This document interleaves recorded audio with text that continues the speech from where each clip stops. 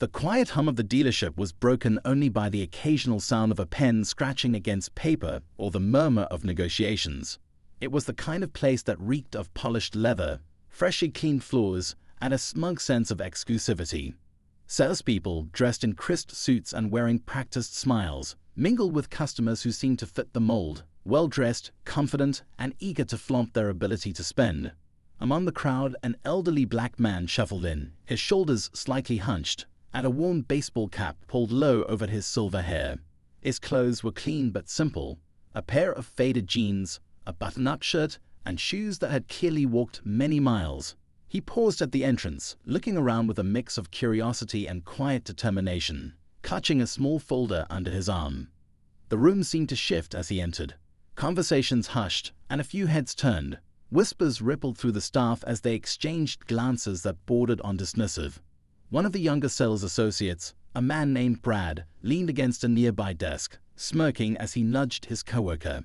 "Looks like someone's lost," Brad muttered under his breath, loud enough for others to hear, but not the man himself.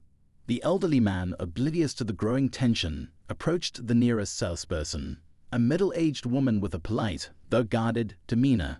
"Good afternoon," he said, his voice steady but tinged with a warmth that suggested he was used to treating people kindly. "I'm interested in one of your cars." The woman hesitated for a moment, glancing at him and then at the folder he carried.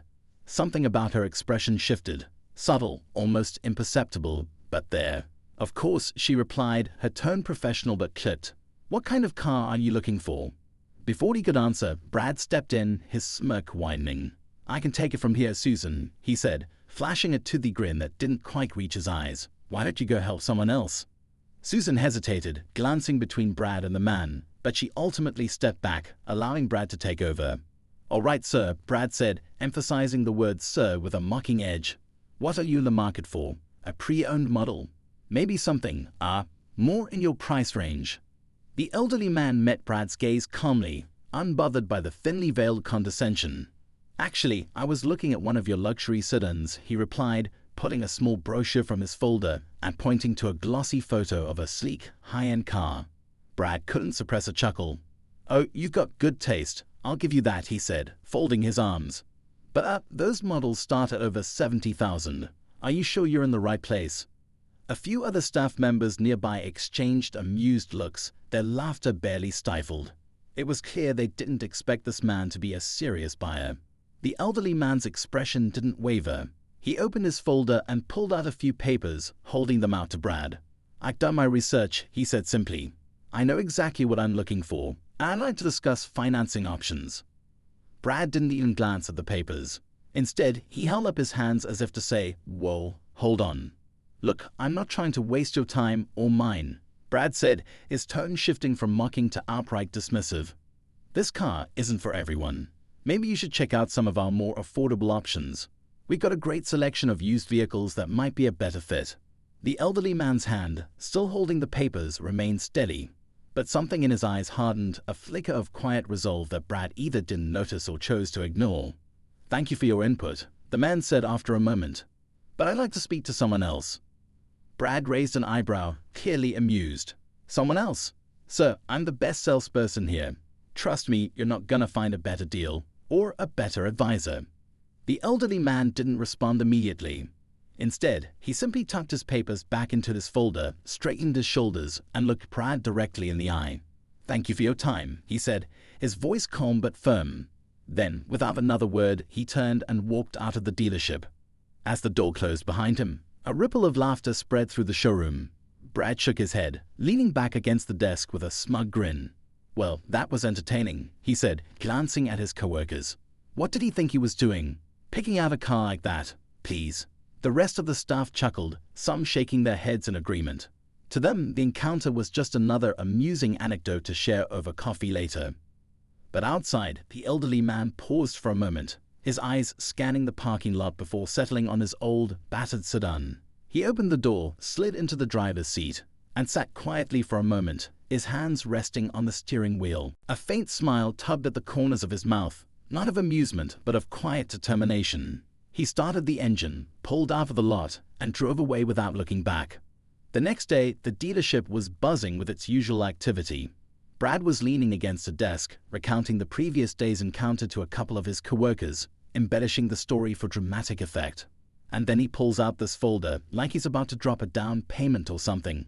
Brad said, laughing. I mean, come on. What was he thinking? Before anyone could respond, the dealership doors swung open, and the room fell silent. All heads turned as the elderly man walked in again, his posture straighter and his expression calm but purposeful. This time, however, he wasn't alone. Behind him, a sharply dressed man in a tailored suit entered, exuding an air of authority. He carried a briefcase in one hand and looked around the room with a critical eye, his gaze landing on Brad. The elderly man stopped in the center of the showroom, his eyes locking onto Brad's. For a moment, the room seemed to hold its breath, the tension almost tangible. Good morning, the elderly man said, his voice carrying a quiet strength that hadn't been there the day before. I'd like to speak with the manager. Brad's smirk faltered, confusion flashing across his face. Is there an issue? He stammered, suddenly unsure of himself. The elderly man didn't answer. Instead, he turned to the man in the suit, who stepped forward and opened his briefcase, pulling out a set of documents. As the realization began to dawn on the staff, whispers spread through the room, that earlier amusement replaced by a growing sense of unease. What happened next would leave everyone in the dealership utterly stunned, and would change the way they looked at the elderly man forever. The room was heavy with silence as the elderly man stood calmly, his presence now commanding in a way that no one had expected. Brad, who had just moments ago been brimming with smug confidence, shifted uncomfortably. His earlier bravado seemed to crumble under the weight of the moment. The man in the tailored suit cleared his throat, breaking the tension. I believe there's been a misunderstanding, he said, his voice smooth and professional. He placed the stack of documents on the nearest desk, the sound of the papers hitting the surface oddly loud in the stillness of the showroom. Brad opened his mouth as if to speak, but nothing came out. His colleagues, who had previously laughed along with him, now seemed rooted in place, their expressions frozen somewhere between confusion and unease. I'm here to finalize the purchase, the elderly man said, his tone steady but with an edge of firmness that hadn't been there the day before. Brad blinked. Finalize? What? He stammered. The man in the suit tilted his head slightly, his expression cool and unreadable. The luxury sedan Mr. Carter expressed interest in yesterday, he said, glancing briefly at the documents. He's prepared to pay in full today. A ripple of shock went through the room, quiet gasps and murmurs breaking the silence. Brad's face turned a shade of red that matched the showroom's crimson carpeting. He looked at the elderly man, Mr. Carter, then back at the suited man, as if waiting for some sort of punchline. Wait, Brad said, holding up his hands. This has to be a mistake. I mean, no offense, but he trailed off, realizing too late that there was no way to finish that sentence without digging himself deeper. Mr. Carter raised an eyebrow, his expression calm but unyielding. Do I look confused to you, young man? He asked, his voice carrying a weight that silenced Brad immediately. The manager, a man named Frank who had been watching the scene unfold from his office, chose that moment to step forward. Frank was an older man, nearing retirement, and his years in the industry had given him a knack for reading situations quickly. Mr. Carter, Frank said, extending a hand with a practiced smile. Welcome back to our dealership. I believe we can get everything sorted out for you right away. Mr. Carter shook Frank's hand firmly, his demeanor polite but without the warmth he'd shown the day before. I certainly hope so, he replied. I'd like to avoid any further misunderstandings. Frank nodded, shooting a pointed look at Brad, who suddenly found the floor very interesting. Of course, Frank said smoothly. Why don't we step into my office and finalize the details? As the trio moved toward the manager's office, the rest of the staff began whispering among themselves, their curiosity and surprise evident. Who is this guy? One salesperson muttered. Did you see the suit that guy came in with? He's got to be someone important. I thought he was just some old man looking for a cheap car. Another chimed in, glancing nervously at Brad, who was now standing stiffly by his desk, his expression a mixture of embarrassment and frustration. Inside the office, Frank gestured for Mr. Carter and the suited man to take a seat. Brad remained outside, pacing back and forth as if hoping the ground might swallow him up. As the door closed, Mr. Carter took a moment to look around the office, his sharp eyes taking in every detail. The walls were lined with awards and certificates, each proclaiming the dealership's success and professionalism. I trust this will be a smooth process, Mr. Carter said, his tone leaving no room for argument. "Absolutely," Frank replied, already pulling out the necessary paperwork. The man in the suit, who had introduced himself as Mr. Grant, leaned forward. "Mr. Carter has reviewed the terms and is ready to proceed," he said, sliding the documents across the desk. "As you'll see, there are no issues on our end." Frank glanced at the papers, his practiced smile faltering for just a moment before he quickly recovered. His eyes flicked to Mr. Carter, then to Mr. Grant, and back again. "This all looks to be in order," he said. "I'll just need to verify a few details, and we'll get you set up with the keys." Mr. Carter nodded, leaning back slightly in his chair. "Good," he said simply. Outside the office, the tension in the showroom remained palpable. Brad was still pacing, his colleagues watching him with a mix of amusement and pity.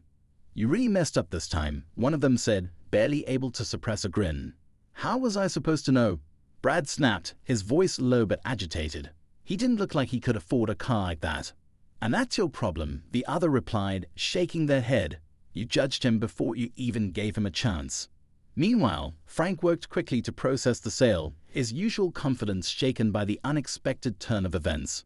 As he handed Mr. Carter the final documents to sign, he couldn't help but glance at the older man with a mixture of respect and curiosity. "Mr. Carter," Frank said cautiously, "I hope you don't mind me asking, but what brought you back today?" Mr. Carter paused, his pen hovering over the paper. For a moment he seemed lost in thought, his expression softening as if recalling a memory. "Let's just say," he replied slowly, "I've spent a lifetime being underestimated. I'm too old to let it slide anymore." Frank nodded, sensing there was more to the story but knowing better than to press further. As the deal was finalized and Mr. Carter was handed the keys to his new car, he stood, offering Frank a firm handshake. "Thank you for your professionalism," he said. "It's been a pleasure, Mr. Carter," Frank replied, genuinely meaning it. When Mr. Carter stepped out of the office and into the showroom, all eyes were on him. He held his head high, his expression unreadable as he walked toward the exit, his new car waiting for him just outside. Brad, still rooted to the spot, avoided eye contact, his earlier arrogance replaced by a sullen silence. As Mr. Carter reached the door, he paused, turning back to glance at the staff. His gaze lingered on Brad for a moment before he spoke. "Remember," he said, his voice calm but carrying an unmistakable weight, "you never know who you're dealing with." With that, he stepped outside, the dealership staff left to grapple with the lesson they had just been taught. As the glass doors of the dealership closed behind Mr. Carter, Brad stood frozen, the weight of the moment pressing heavily on him. He replayed the events of the last 2 days in his mind, each misstep glaring brighter than the one before. His colleagues avoided him, their whispers loud enough to reach his ears, but too low to decipher completely. Brad's face burned, not just from embarrassment, but from the bitter sting of regret. Outside, Mr. Carter walked toward his new car, its sleek design gleaming under the afternoon sun. A valet stood at the ready, holding the door open with a slight bow of respect. Mr. Carter paused, inhaling deeply as if savoring the moment. For him, this wasn't just about the car. It was about reclaiming dignity in a world that had often dismissed him. Inside the dealership, Frank called a quick meeting, his tone sharper than usual. "Everyone gather around," he ordered, his gaze sweeping over his team. The staff shuffled toward him, some curious, others uneasy. Frank began without preamble. "What happened yesterday and again today is unacceptable. This dealership prides itself on professionalism and respect. What I witnessed from some of you, and you know who you are, doesn't reflect those values." Brad shifted uncomfortably, avoiding Frank's gaze. "We can't afford to judge people based on appearances," Frank continued. "You saw what happened today. That man you dismissed as unimportant walked in here and bought one of the most expensive cars we have. He could have taken his business elsewhere, and honestly, I wouldn't have blamed him if he did." The room fell silent, the weight of Frank's words sinking in. For some, it was a wake-up call. For others, it was an unwelcome confrontation with their own biases.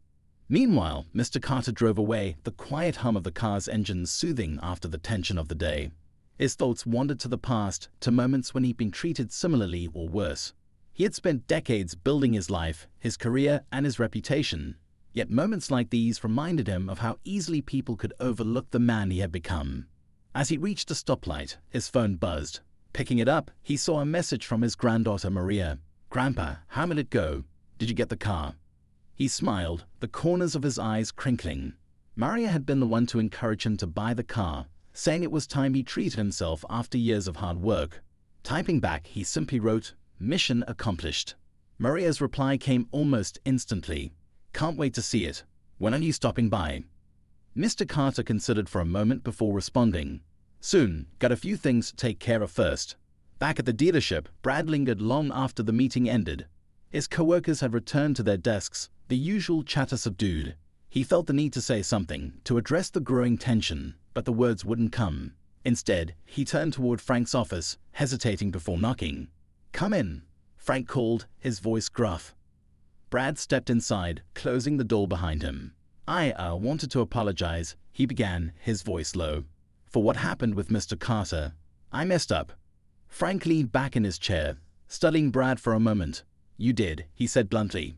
"But the real question is, what are you going to do about it?" Brad swallowed hard. "I want to make it right," he said, "if there's any way I can." Frank considered this, his expression softening slightly. "Start by learning from this," he said. "And remember, every customer deserves respect, no matter what you think you know about them." Brad nodded, the weight of the conversation settling over him. He left the office feeling a mixture of relief and determination, vowing to change his approach moving forward. Elsewhere, Mr. Carter pulled into the driveway of his modest yet well-kept home. Maria was already waiting on the porch, her face lighting up as she saw the car. "Grandpa," she exclaimed, running down the steps to meet him. "This is amazing." Mr. Carter chuckled, stepping out of the car and opening his arms for a hug. "What do you think?" he asked, gesturing to the vehicle. "It's perfect," Maria said, running her hand along the smooth surface. "You deserve it." He smiled, touched by her excitement. "It's not just about the car," he said. "It's about standing up for yourself. For us." Maria nodded, understanding the deeper meaning behind his words. "You showed them," she said, her voice filled with pride. Mr. Carter sighed, his gaze drifting toward the horizon. "I hope so," he said softly. As the evening settled in, the glow of the streetlights casting long shadows, Mr. Carter reflected on the day's events. He knew the battle wasn't over, not just for him, but for countless others who faced similar challenges daily. But today had been a small victory, a reminder that respect and dignity were worth fighting for, no matter the odds. Back at the dealership, the staff couldn't stop talking about Mr. Carter. His story had sparked debates, reflections, and even a few heated arguments. For some, it was a lesson learned. For others, it was a moment of discomfort that they couldn't easily shake. And while the tension lingered, so did the memory of the man who had walked in with quiet resolve and left a lasting impression, proving that you should never, ever underestimate someone based on appearances alone. As the night deepened, Mr. Carter sat on his porch, Maria beside him, the car gleaming in the driveway like a silent testament to perseverance. The world was far from perfect, but in that moment, under the vast sky, it felt just a little bit brighter. Would you like me to continue the story? As the next morning dawned, Mr. Carter found himself sipping coffee on his porch, the crisp air carrying a sense of anticipation. He gazed at the car parked in his driveway, its presence a constant reminder of the previous day's events. The memory of the dealership and the way he had been treated still lingered, not as a wound, but as a motivation. Today he had a different plan, a way to ensure the lesson he had delivered didn't fade into the background. Maria joined him, holding her own mug. She was still bubbling with pride over her grandfather's decision to stand tall against the prejudice he had faced. "Are you in back there today?" she asked, breaking the comfortable silence. "Yes," Mr. Carter replied, setting his mug down. "But not to gloat, there's something else I need to address." Maria tilted her head curiously but didn't press further. She trusted her grandfather's instincts, knowing he always thought things through. "Well, whatever it is, I'm sure you'll handle it just right," she said with a smile. Back at the dealership, the atmosphere was uneasy. The events of the past 2 days had left a ripple effect among the staff. Some were rethinking how they approached their jobs, while others were simply trying to move past the embarrassment. Brad, however, was still grappling with guilt. He replayed his interaction with Mr. Carter over and over in his mind, each time finding new ways he could have acted differently. The shame was a constant weight on his shoulders. As the morning progressed, customers trickled in, and the team tried to settle back into their routine. But just as Brad began assisting a new customer, the unmistakable hum of Mr. Carter's car pulling into the lot caught everyone's attention. Heads turned, conversations paused, and an air of anticipation filled the room. Brad's heart sank. He wasn't sure if Mr. Carter's return meant he was about to face more consequences for his actions. He tried to steady himself, forcing his breathing to slow as Mr. Carter stepped out of the car with his usual composed demeanor. Mr. Carter entered the dealership, his eyes scanning the room. He wasn't looking for Brad specifically, but the younger man felt as though a spotlight had landed directly on him. Brad swallowed hard, his palms sweaty as he tried to decide whether to approach Mr. Carter or wait to be called out. Frank, who had been observing from his office, stepped out and greeted Mr. Carter with a warm handshake. "Mr. Carter, it's good to see you again. What brings you back so soon?" he asked, his tone respectful. "I came to talk," Mr. Carter said simply. His voice was calm, yet it carried an undercurrent of determination that made everyone in earshot pause. "Not just to you, but to the staff." Frank nodded, understanding the gravity of the request. He turned to his employees, clapping his hands to gather their attention. "Everyone, Mr. Carter would like a moment of your time," he said. His tone left no room for argument, and the staff quickly assembled near the showroom floor.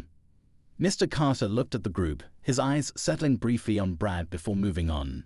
He wasn't here to single anyone out. This was about addressing something bigger. Clearing his throat, he began to speak. "Yesterday, I came here to buy a car," he started. "But what I walked into wasn't just a transaction. It was an experience that reminded me of the battles I faced throughout my life. And I know I'm not the only one who's felt that way." His words hung in the air, heavy with meaning. The staff listened intently, some nodding subtly as they began to understand the deeper message. "I've worked hard for everything I have," Mr. Carter continued, "and I came here expecting to be treated like any other customer. But instead, I was judged before I even opened my mouth, not by everyone, but by enough to make me question if I'd made the right choice in coming here." Brad shifted uncomfortably, guilt gnawing at him. He wanted to speak up, to apologize, but the weight of the moment kept him silent. Mr. Carter paused, letting his words sink in before continuing. "I'm not here to shame anyone. I'm here to remind you, and myself, that respect is a two-way street. It's something we owe each other as human beings, regardless of where we come from, what we look like, or what we're wearing." Frank glanced at his staff, his expression thoughtful.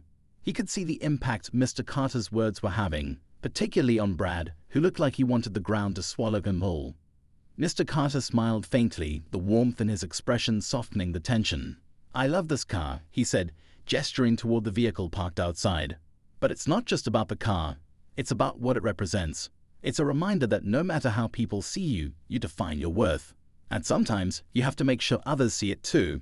The staff clapped softly, their faces a mixture of admiration and introspection.